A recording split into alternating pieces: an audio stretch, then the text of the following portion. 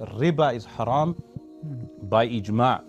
By ijma', it's qat'i in the Qur'an, meaning riba is haram. Allah subhanahu wa ta'ala has prohibited riba. So some people say, they quote a passage from the Hanafi books, La riba bayna harbiyin wa muslimin fi dar al-harb. Now this passage is mentioned in the Hanafi fiqh books, is referring to an active harbi. So these people then say England is Darul Harb, but they enter through a visa and passports, which is entails that we are musta'min, we are entering with what? With security. Yeah. So how can you frame England or these countries that we live in terms of there's no active warfare? Because these books were written hundreds of years ago in a different world context. That world context was where you had a khilafah, there was Darul Khilafah, and anything out of the Darul Khilafah was Darul Harb. But it entailed active warfare, because the Darul Khilafah was in active warfare with some of the Durul Harb, some of the countries that were places of war.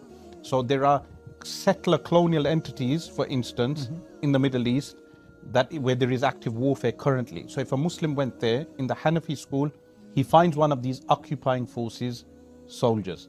Not even a soldier, even a settler, who is settled within the illegal entity, within that illegal entity. Yeah. This is the Hanafi fatwa. You give him $10 and you say, pay me $100. That's permitted. So that's the actual fatwa. Secondly, some people, they say, they quote the Rashid al-Mabsut. In a Rashid al-Mabsut, he mentions that if you go to Darul Harb, you give 2 gold coins, you give away 2 gold coins in exchange for 1 gold coin. They say, look, this shows that you are allowed to give riba, pay riba, in order to receive a house. They quote this passage from Rashid al-Mabsut. The response to that is, if they had any knowledge with regard to currency, they would know that passage is referring to devalued gold coin, that you give 2 devalued gold coins to an active harbi, and you attain the pure gold coin, you are benefiting by taking that. In reference to active Ahlul Harb, like the Hanafi fatwas that mention the selling of alcohol in Darul Harb.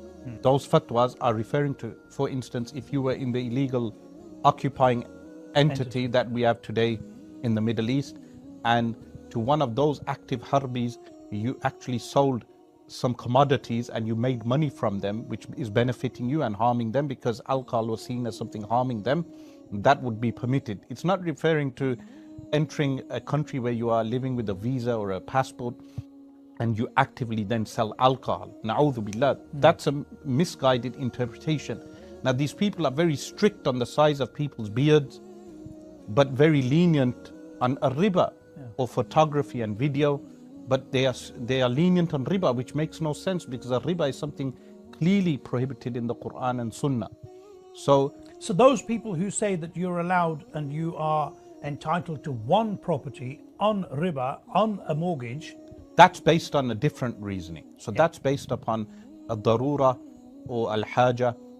Is there an actual darura? Well, if you have a council house, there is no darura. If you have land and property in Pakistan or another country, Bangladesh or wherever you come from originally, then there is no darura. So the darura is case specific. Darura would be Shaykh Abdullah Sirajuddin, rahimahullah, the most foremost hadith scholar of recent times and Hanafi jurist. He said darura here would be that if you were forced to live in a tent outside on the road. In this day and age, they have these homes, shelters. If you end up in a shelter and you need a home, then of course, and the darura is according to the size of the house also. So how can you have a palace that you pay through riba and then refer to that as a darura? That is not a darura, meaning a man has a palace, he pays through riba. So this proliferation of riba is one of the ashratu sa'ah, which is undermined. In fact, I went to Malawi.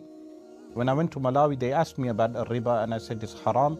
And the chairman of the masjid commended me. He said, we have so many ulama coming from these various other countries. They've never told the Indian community that lives in Malawi that taking bank loans with interest is haram. They've never informed them of that. So not only does it apply to homes, but it applies to cars on lease and on finance, on all of this.